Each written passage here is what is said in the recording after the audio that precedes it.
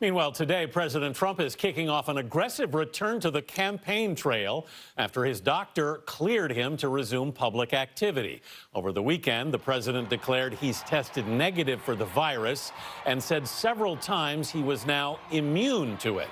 Neither of those claims have been echoed by the White House or the president's personal doctor, who only said the president could not currently transmit the virus. Very careful language. Tonight, the president will hold a rally in Sanford, Florida, kicking off 4 rallies in 4 days. He'll also hold events this week in the key battleground states of Pennsylvania, Iowa, and North Carolina. CBS News Chief Washington correspondent Major Garrett joins us now. Major, good morning to you. Good morning.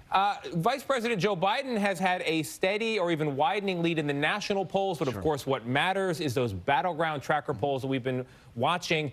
What's the president's strategy for making up ground in those states?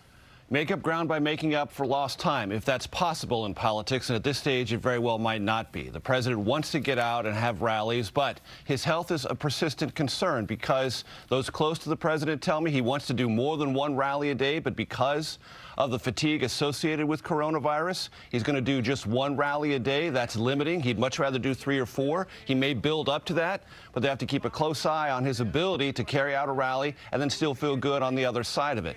And think about what he's giving up.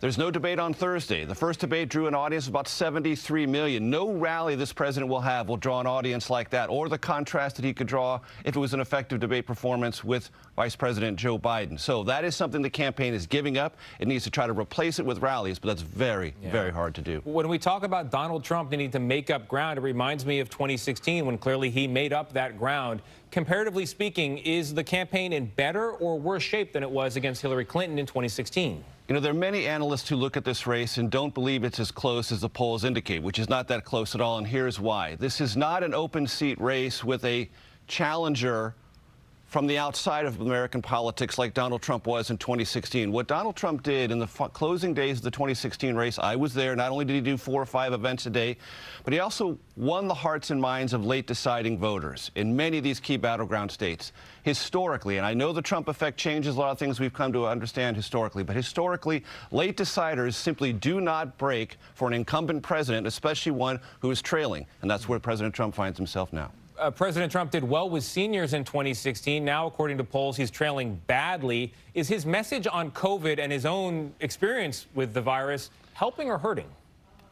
To be determined. There is certainly ample evidence in the polls and that shrinkage of support among seniors that it's hurting, that it is a big problem and continues to be a problem. That's why you see these sort of heroic words said about, I'm immune. There's this kind of effort to create, if not a superhuman quality associated with President Trump, something that's larger than most people suffering from COVID-19. Of course, the president got the best, most experimental treatment unavailable to most Americans. That's also a problem. Simply put, Tony, the pandemic is the president's biggest rival, not Joe Biden. He's an underdog against the virus, and as long as that's the dominant theme with older voters and just about everyone else, it is a problem. Major, I want to tuck in one question about the Supreme Court. We constantly hear from voters who say they don't like X, Y, or Z about President Trump, but they really value who he puts on the Supreme Court. With Amy Coney Barrett in hearings in the days ahead, how is that likely to impact the race? Look, the good thing for President Trump and Senate Republicans is this confirmation hearing and the attendant battle will remind those voters why it's good to have a Senate Republican majority. Things like this can happen. The downside for Republicans is it also reminds Democrats what happens when you have a Senate Republican majority.